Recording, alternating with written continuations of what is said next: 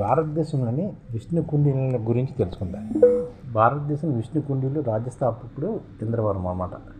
ఈ విష్ణు కుండీలు భారతదేశంలోని తమ రాజ్యాన్ని ఏ విధంగా స్థాపించారని తెలుసుకుంటే, ఈ రాజ్యస్థాపకుడు విష్ణు కుండీ రాజ్యస్థాపకుడు ఇంద్రవర్మ.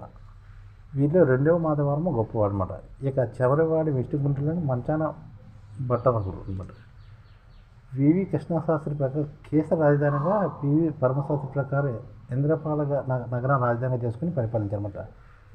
విష్ణు కుండీకులు అంటే కేసర అంటే హైదరాబాద్ కేసర ఉంది కదా, అదని చెప్తారు. కానీ ఈ విష్ణుకుండి రాజకీయం పంచాయతన సింహం అనమాట. రాజభాషగా సంస్కృతి ఉండేదని చెప్తానమాట. వైష్ణవ మతాన్ని ఆచరించేవారు అని ఉండవల్లి గృహాలు వీరి స్వల్ప కళా నైపుణ్యానికి నిదర్శనం చెప్తానమాట. ఉండవల్లి గృహాలు ఉన్నాయి కదా, ఈ విష్ణు కుండీలు తయారు చేశారని చెప్తుంటారు. పంచాయతన సింహం ఇది రాజ్యం చిహ్నం అనమాట. రాజభాష సంస్కృతి అనమాట. ఘటికులు అనే హిందూ విద్యా సంస్థను ప్రారంభించిన తెలుగు వంశం కూడా విష్ణు కుండీలే. నరబలను ప్రోత్సహించారన్నమాట. కేసరగుట్ల రామలింగేశ్వర స్వామి ఆలయాన్ని కూడా విష్ణు కుండీలో నిర్మించారని చెప్తుంటారు. కేసరలోనే రామలింగేశ్వర స్వామి ఆలయాన్ని కూడా కేసర గుట్టలను వీరు నిర్మించారని చెప్తుంటారు విష్ణు కుండీలో. రాజకీయ చరిత్రను చూస్తే ఇంద్రవర్మ ఇతడు ఇంద్రపురం అనే రాజ్యాన్ని నిర్మించారని చెప్తారన్నమాట.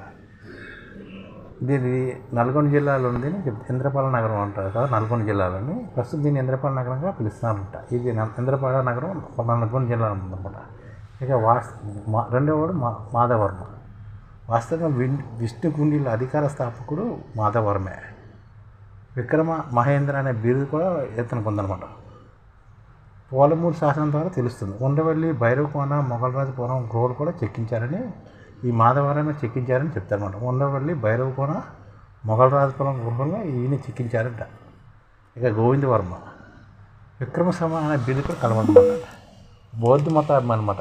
ఇంద్రపాలపురంలో బౌద్ధ భిక్షువులకు తన పేరు మీద మహావిహారం కూడా నిర్మించారన్నమాట. ఇతను మహాదేవి పేరు మీద గోవిందవర్మ ఈ మహావీరానికి పెనపుర అనే గ్రామానికి కూడా దానం చేశారని చెప్తారన్నమాట. ఇక రెండవ మాధవర్మ పోలమూరు శాస్త్రం ప్రకారం త్రికూట మలయాధిపతి త్రివరనగర యువతి ప్రియుడు అని బిరుదులు ఉన్నాయన్నమాట. రాజధానిగా ఇంద్రపాలపురం నుంచి అమరావతికి మార్చారన్నమాట. ఉండవల్లి ప్రసిద్ధి చెందిన బుద్ధుని శిల్పాన్ని కూడా పగలగొట్టించి సైనిస్థానం విష్ణుమూర్తి విగ్రహం చెక్కించారని చెప్తారన్నమాట. అంతకుముందు అది బుద్ధ విగ్రహం అట. అది దాన్నేమో పగలగొట్టించి విష్ణుమూర్తి విగ్రహం చెక్కించినట్టు చెప్తుంటారు ఉండవల్లిలోని. అదే ప్రస్తుతం ఆంధ్ర పద్మనాభ స్వామి ఆలయంగా ప్రసిద్ధి చెందింది. ఇక రెండవ మాధవ ఉండవల్లి గృహంపై చెక్కించిన పూర్ణకొమ్ము ఆంధ్ర రాష్ట్ర అధికార చిహ్నంగా తీసుకోబడింది.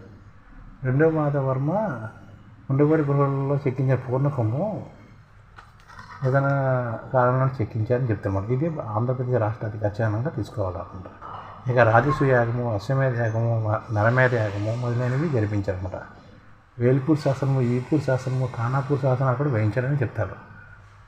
అమరేశ్వర ఆలయం ఇంద్రపాల నగరంలో ఉంది. జర్ల రామలింగేశ్వరం చెరువుగట్టు దగ్గర, మల్లికార్జున ఆలయం ఇంద్రపాల నగరంలో ఉంది. కేసర రామలింగేశ్వర ఆలయం కేసరగుట్టలో కూడా ఈయనే నిర్మించారన్నమాట. మూడవ మాధవర్మ రెండవ మాధవ కుమారుడు దేవవర్మ, అతని కుమారుడు మూడవ వర్మ అన్నమాట. ఇతనికి కూడాను దివ్య అనే బిరుదు ఉందన్నమాట. ఇక తర్వాత విక్రమేద వర్మ మూడవ మాధవర్మను ఓడించారన్నమాట. ఇంద్రపాల నగరం తామర శాసనం ప్రకారం మహాకవి అని బిరుదు కూడా ఉంది. ఇంద్ర భట్టాకర వర్మ కేసరగుట్ట సమీపంలో ఘటకేశ్వర్లోని ఘటిక స్థానాన్ని స్థాపించారు. ఘటికలు అనే వైదిక విద్యాలయాన్ని స్థాపించినట్లు ఉద్దండరాజు రామవేదం తెలుపుతామట. ఇంద్ర భట్టాకర్మ ఘటకేశ్వర్లోని ఆలయం కట్టించారన్నమాట. ఇక విక్రమేద భట్టాకర వర్మ అమరావతి చెందిన దెందూరు రాజధానిగా మార్చారన్నమాట. తుమ్మలగూడెం శాసన ప్రకారం ఇంద్రపాల నగరము తామర శాసనము చెక్కుల శాసనాన్ని కూడా వేయించారు. ఉత్తమాశ్రమం అనే బిరుదు కూడా ఉంది. ఇంద్రపాలపురం గోవిందవర్మ వారి మహాదేవికి నిర్మించిన మహావీరం గ్రామం దానం చేశారన్నమాట. ఇక నాలుగవ మాధవర్మ పోలమూరు ఈపూర్ శాసనాలు వేయించారు. ఈపూర్ శాసనం ప్రకారం నాయశాస్త్రి విశారదుడు సూక్ష్మగ్రాహి అనే బిరుదులు ఉన్నాయన్నమాట. నాలుగవ మాధవర్మకి గుణస్వామి అనే కవి జనాశ్రయ స్వామి దివ్యాంశ గ్రంథం రచించారు. మంచిగా భట్టాకర వర్మ ఏదైతే ఉదిమల మహారాజు ఓడించినట్లు దాండివాన సంవత్సరం కూడా చెప్తుంది. పరిపాలన వ్యవస్థ రాజ్యాన్ని రాష్ట్రాలుగా విషయాలుగా విభజించారన్నమాట. విజయాధిపతుల అధికార పురుషులు, మహోత్తరులు, వీరకోశ అనే బిరుదులు కూడా ఉన్నాయి. భూమిని కొలిచే విధానం కూడా బాగా డెవలప్ చేస్తారన్నమాట. వైద్యులు భూములు పగ్గాలు కొలిచేవారు, పొలాదాలు పండిన తోటలో రాజభాగాన్ని నిర్ణయించే అధికారి, ప్రభుత్వం చెందాల్సిన ధాన్యం కొలిచే అధికారి సెట్టేడి, ప్రభుత్వ పత్రాలు భద్రపరిచేవాడు అక్షర పథకాలక, శాసనాజ్ఞ రాజధాన్యం రాయించేవాడు, సరిహద్దు రాష్ట్రాలు నియంత్రణకి సైనిక రాజప్రతినిధి, క్రిమికుడు ఇలాంటివి ఉద్యోగాలను పెట్టుకున్నామన్నమాట. స్థానిక మతపరులు దక్షిణ భారతంలో మొదటగా హిందూ గృహాలుగా నిర్మించిన వారు విష్ణుకుండికులే. విష్ణుగుడి కాలంలోని గొప్ప బౌద్ధ క్షేత్రం బొజ్జనకొండ. వైదిక మతాలను శ్రీ పర్వత స్వామి భక్తులు విష్ణుకుండిలు బౌద్ధ మతాన్ని కూడా ప్రోత్సహించారు. ఈ విష్ణుకుండి కాలంలోనే ఆర్థిక పరిస్థితి ఎలా ఉన్నాయంటే ఇక్షాకుల తర్వాత విష్ణుకుండిలు నాణ్యాలు ముద్రించారు. రాగి ఇనుముతో కూడిన లోహాలతో శంకు గుర్తు ఉన్న నాణ్యాలను కూడా విష్ణుకుండిలు ముద్రించారన్నమాట. చిక్కుడు తామశాసనంలో విజయరాజ సంవత్సరం అనే తెలుగు వ్యాకరణం ఉందన్నమాట. ఇది తెలుగు వాక్యం. తెలుగు జంట కవులైన నందిమల్లయ్య, ఘంటసింగన విష్ణుకుండిలు ఆస్థానంలో వారే. వీళ్ళు గ్రంథాలు కూడా వచ్చాయన్నమాట. న్యాయపాలన అంటే మూడో మాధవర్మ పోలమూరు శాస్త్రంలో న్యాయపాలన ప్రస్తావన ఉందన్నమాట. న్యాయ నిర్ణయాధికారి దివ్య పరీక్షలు జరిపేవారు. న్యాయపాలనకు రాజు అత్యున్నత న్యాయాధికారికి ఉండేమాట. ఈ విష్ణుకుండి కాలంలో శిల్పకళలు ఎలా ఉండేవంటే ఉండవల్లి గృహాలు 4 అంతస్తులు అనే కోయిన ద్వారా నిర్మించారు. మొదటి అంతస్తులో త్రిమూర్తుల విగ్రహాలు ఉన్నాయి. 2వ అంతస్తులో అనంతశైన విష్ణువు దేవాలయం ఉన్నాయన్నమాట. 3వ అంతస్తులో త్రికుటి ఆలయం ఉంది. 4వ అంతస్తులో సన్యాసులు విశ్రాంతి మందిరాలు ఉన్నాయన్నమాట. ఈ గృహలో పూర్ణకంబం కూడా ఉంది. అనంత పద్మనాభ విగ్రహం కూడా ఉంది. ఉండవల్లి గృహాలపై ఉత్పత్తి పిడుగు అనే లేఖనం కూడా ఉంది. భైరవ కొండలో 8 గృహాల సముదాయాన్ని కూడా వీళ్ళే నిర్మించారు. ఇది శివుడికి అంకితం చేశారన్నమాట.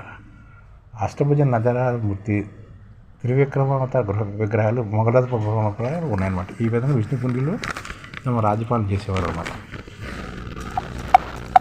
విష్ణుకుండిలు ఈ ఛానల్ ముఖ్య ఉద్దేశం ఏంటంటే మన తెలుగు రాష్ట్రాల్లో 1 కోటి మందికి సంఘటిత రంగాల్లో ఏ విధంగా ఉద్యోగాలు ఇవ్వవచ్చు, కనీస నెల జీతం 30,000 వరకు ఏ విధంగా ఇవ్వవచ్చు, ఏ విధంగా చేస్తే ఉద్యోగాలు సృష్టించబడతాయో వివరిస్తూ ఈ ఛానల్ వీడియోలు వస్తాయి. అలాంటి వీడియోలు మీకు కావాలంటే మన ఐడిఎఫ్ భాస్కర్ ఛానల్ని సబ్స్క్రైబ్ చేసుకోండి. ఐడిఎఫ్ అంటే ఇండియన్ డెవలప్మెంట్ ఫోర్స్.